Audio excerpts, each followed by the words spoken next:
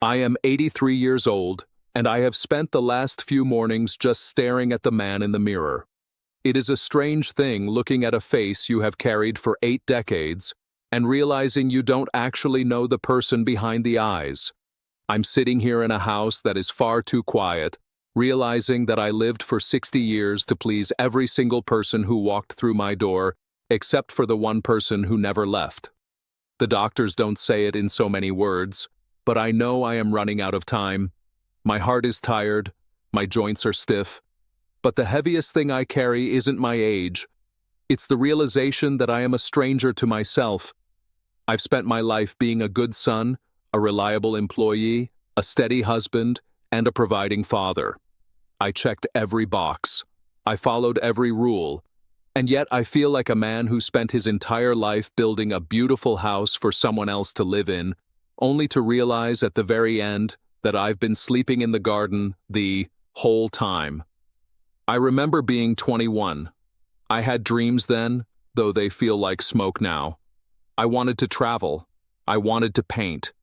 Not because I was good at it, but because the colors made me feel alive.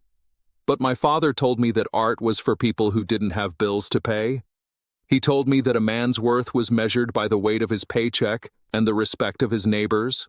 So I put the brushes away. I didn't fight him. I didn't even argue.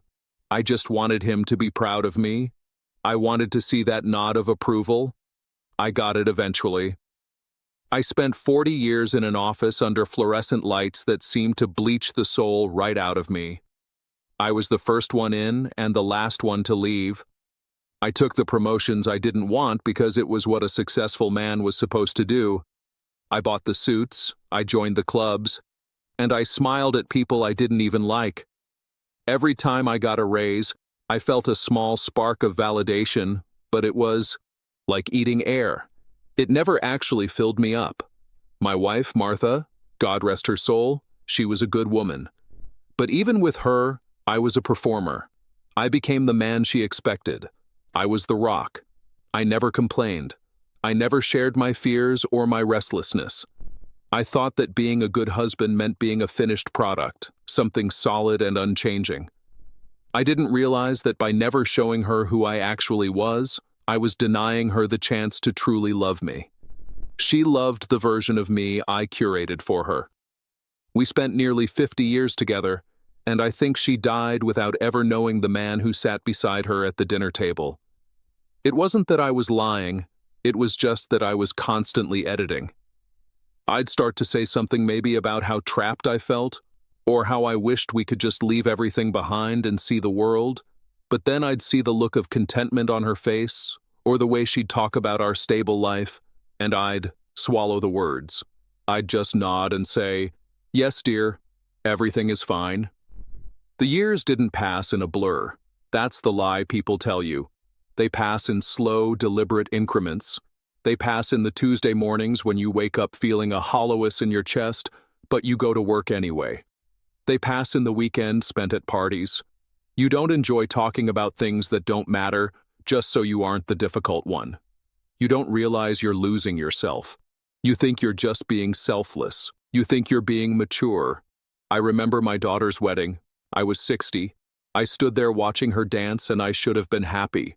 But all I could think about was that I had worked 60 hours a week for 25 years to pay for a life I was too tired to enjoy. I looked around the room at all the people who praised me for being such a dedicated provider. I realized in that moment that if I had disappeared and been replaced by a machine that spit out money, their lives wouldn't have looked much different. I was a function, not a person. I kept waiting for the time when I could finally be myself. I told myself, when the kids are through college, then I'll do what I want. Then it was when I retire, then I'll find out who I am. But, retirement came, and I found that I had forgotten how to have a want. I had spent so long suppressing my own desires to accommodate others that the muscle had atrophied. I would sit on the porch and try to think of what I enjoyed, and I would come up blank. I'd ask myself, what do I want to do today?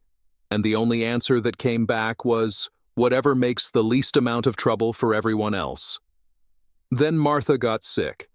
For 5 years, I was her caregiver. I did it gladly because I loved her. But it was another 5 years of putting my own existence on the shelf. When she finally passed away 3 years ago, the house went silent. And that silence was terrifying. In that silence, there was no one left to please, no boss to impress, no wife to reassure, no children to provide for. It was just me. And I realized I didn't like being alone with me because I didn't know who me was. I had spent 60 years being a mirror for everyone else, reflecting back what they wanted to see. When they all walked away, the mirror was empty. I go to the grocery store now, and I see young people. I see them rushing, looking at their phones, looking stressed about a job or a deadline. I want to grab them by the shoulders, not to yell, but just to whisper. I want to tell them the people you are trying so hard to impress, they won't be there at the end. They'll be busy with their own lives, or they'll be gone, and you will be left with the choices you made. I have a son who lives 3 states away. He calls me every Sunday. He's a good son. He tells me about his job, his new car, his busy schedule. I hear the strain in his voice. I hear him trying to sound successful. I hear him trying to make me proud. It breaks my heart. I want to tell him, son, I don't care about the car. I don't care about the promotion. Tell me if you're lonely. Tell me if you're scared. Tell me what you're doing for you. But I don't know how to say it without sounding like a dying man. And I don't want to burden him. Not yet. There is a specific kind of grief that comes with being 83. It's not the grief of losing others.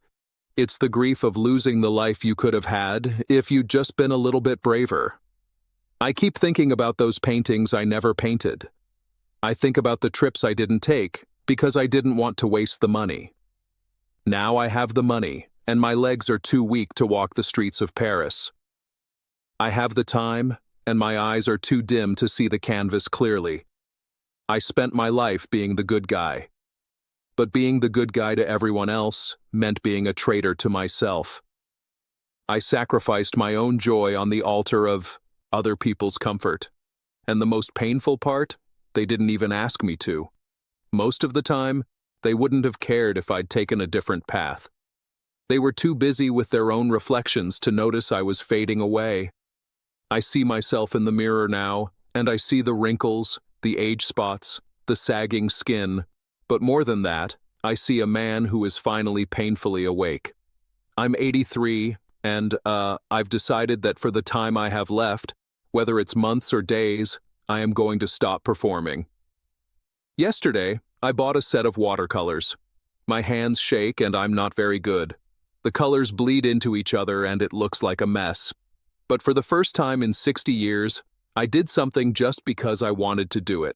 Not because it was productive, not because it was expected, just because it's a small victory. I suppose a very small one considering the cost. If you're listening to this and you're still young, and to me everyone is young, I just want you to think about that person in the mirror. You might think you're being unselfish by living for everyone else. You might think you're being noble, but you only get one life, just one. And it belongs to you. Not your parents, not your spouse, not your children, and certainly not your boss.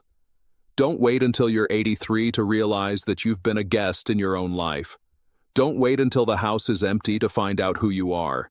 It's a very lonely thing to realize you've spent your life being a shadow. I'm tired now. The sun is going down and the house is getting cold. I think I'll go sit in my chair and look at that messy amateur painting I made yesterday. It's the only thing in this whole house that actually belongs to me. If you're still out there trying to make everyone happy, please just stop for a second. Go look in the mirror. Really look.